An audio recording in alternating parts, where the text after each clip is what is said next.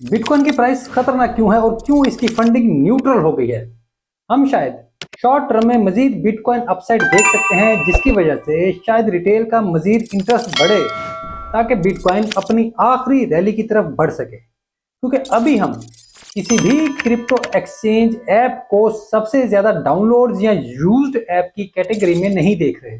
आज इसी मौजूद पर बात करते हैं। मैं हूं अली रेहान, आप देख रहे हैं क्रिप्टो बाबा। Let's dive.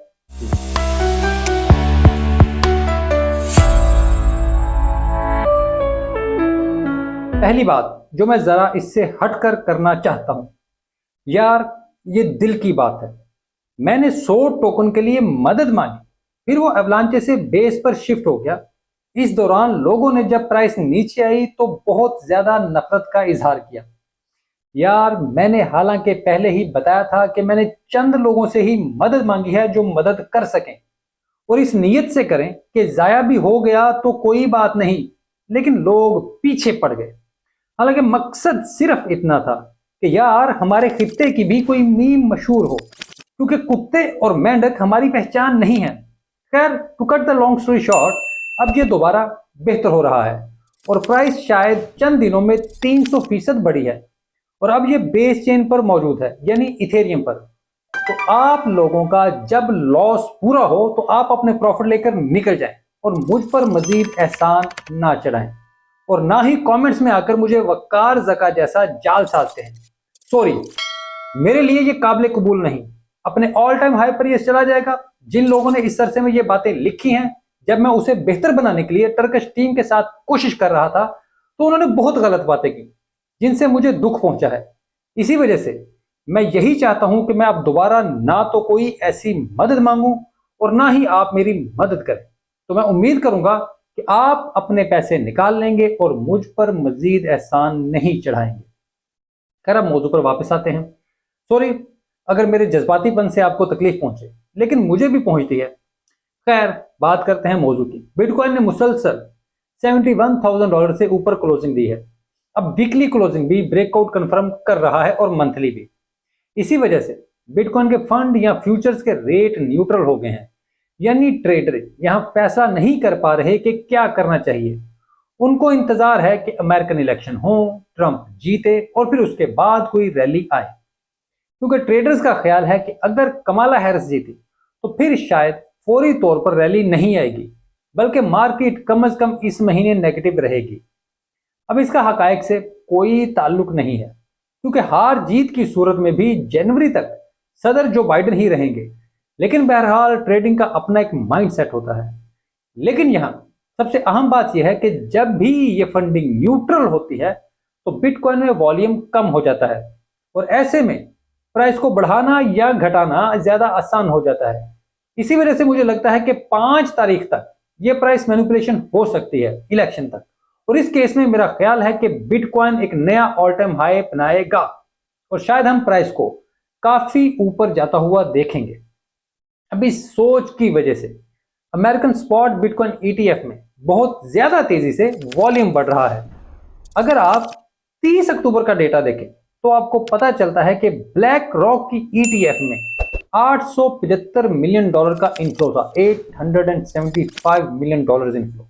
जी, अब ये इनफ्लो भी ऐसे ही है कि इसी वजह से ट्रंप जीतेगा और यही उम्मीद के साथ है और बिटकॉइन में रैली आएगी।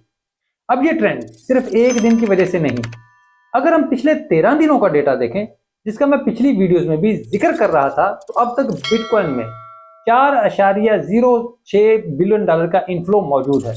इससे यह मालूम होता है कि शायद हम उसी तरफ बढ़ रहे हैं जहां हम कहेंगे कि बिटकॉइन ईटीएफ में वॉल्यूम $1 बिलियन से बढ़ गया है। लेकिन इस सब के बाद भी पैराबोलिक बुल रन के लिए रिटेल की आमद बहुत जरूरी है, और बहुत से लोगों का ख्याल है कि अभी रिटेल की तरफ से कोई भी ज्यादा इंटरेस्ट क्रिप्टो में मौजूद नहीं है, यानी रिटेल वाले लोग क्रिप्टो में अभी इतना इंटरेस्ट शो नहीं कर रहे। अब वैसे तो हम स्टेबल कॉइन्स देखकर कहते हैं कि रिटेल कितनी है, और जैसे जैसे स्टेबल कॉइन बढ़ रहे हैं और इसका इस्तेमाल ज्यादा हो रहा है तो इसका भी यही मतलब नजर आता है कि रिटेल आ रही है। लेकिन सीडी बैंक का ख्याल है कि ये रिटेल की वजह रैली नहीं है जो हमने पहले देखी है। ये रैली तब होगी जब क्रिप्टो एक्सचेंजों की एप्स दुनिया की मोस्ट यूज्ड ऐप्स और मोस्ट डाउनलोड्स ऐप में आने लगेंगी जब हम कई महीने तक ये ट्रेंड्स में देखेंगे, क्योंकि अभी हमने सोलाना के फैंटम वॉलेट को ज्यादा से ज्यादा डाउनलोड्स वाली ऐप्स में देखा है, लेकिन ये भी चंद हफ्ते ही रही है और फिर गायब हो गई है। इसकी वजह भी शायद चंद सेलिब्रिटीज थे, जैसे एंड्रयू टेट वगैरह, जिन्होंने लोगों पर फिर बाद में डंप किया। असल रैली तब आएगी जब हम बाइनेंस, OKX, बायबिट, कॉइनबेस जैसी बड़ी ऐप्स को इस लिस्ट में देखेंगे। जब क्रिप्टो खरीदना और इन्वेस्टमेंट करना फैशन और ट्रेंड बन जाएगा, उस वक्त हम फिर असल रैली देखेंगे। इसी वजह से अभी हम इन्वेस्टमेंट इंस्टीट्यूशंस का इंटरेस्ट तो देख रहे हैं, लेकिन अभी हम ये नहीं कह सकते कि क्रिप्टो घरों में ट्रेड हो रही है। आम बंदा भी क्रिप्टो के बीच में कूद पड़ा है और रिटेल पैसे धड़ाधड़ इस काम में ला रही है। इसी वजह से सिटी बैंक का ख्याल है कि अभी हम पैराबोलिक बुल रन से कुछ दूर हैं। जैसे ब्लैक रॉक के अलावा बाकी ETF को देखें तो हमें मालूम होता है दूसरी सबसे बड़ी ETF फिडेलिटी में 13 दिनों के दौरान $12.6 बिलियन का इनफ्लो था और 10 में से सिर्फ एक ETF यानी बिटवाइज में $23.9 बिलियन का आउटफ्लो था। इसके अलावा तमाम ETF में मुसलसल पैसा आ रहा है, यानी 10 में से 9 ETF सिर्फ बाइंग कर रही हैं और उनकी बिटकॉइन होल्डिंग मुसलसल बढ़ रही है। अब ये रुझान अगली बेयर मार्केट में भी जारी रहेगा।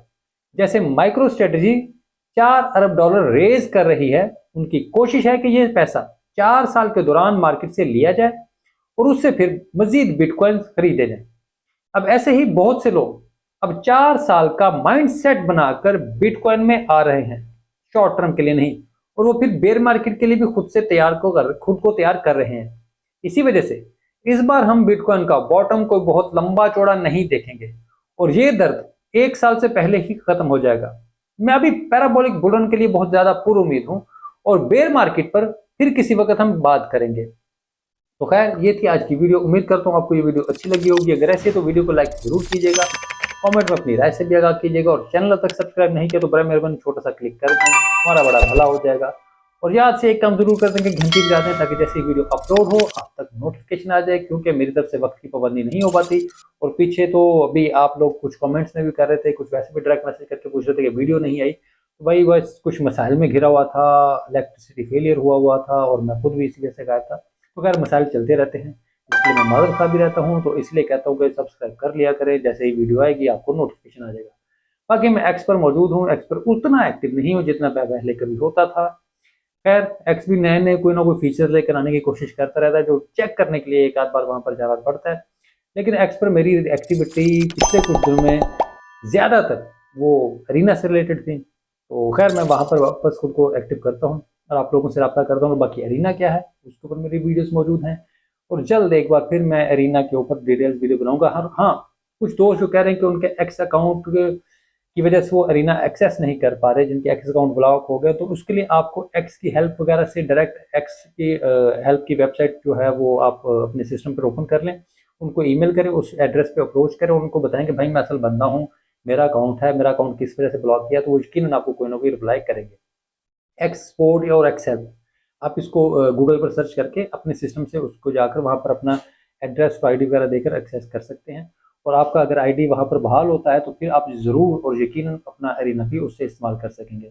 और कोशिश तो यही है कि अरीना की टीम की मल्टीपल सोशल लॉगिन आ जाएँ ताकि ये झंझट ही खत्म हो जाए। और इसके अलावा कुछ दोस्त कह रहे थे कि यार वो अरीना टोकन जो उनके हैं वो क्लेम नहीं कर पा रहे, तो उसमें 2 चीज़ें हैं। एक तो ये कि आपका डायनामिक वॉलेट होना ज़रूरी है, उस पर माइग्रेशन आपने सही तरीके से की होगी, अपने माइग्रेशन करके जो उसका प्रोसीजर है मैंने भी कई बार शेयर किया, अरीना वालों ने खुद भी प्रॉपर शेयर किया। एक तो ये चीज़, दूसरा ये कि क्लेम करने के लिए और उसके बाद उसको स्टेक करने के लिए आपके वॉलेट में गैस फीस के लिए थोड़े से एवेक्स बैकएंड पे होने चाहिए, वो भी देख लें, वो हो तो फिर ये काम प्रोसीजर आराम से हो जाएगा। शुक्रिया।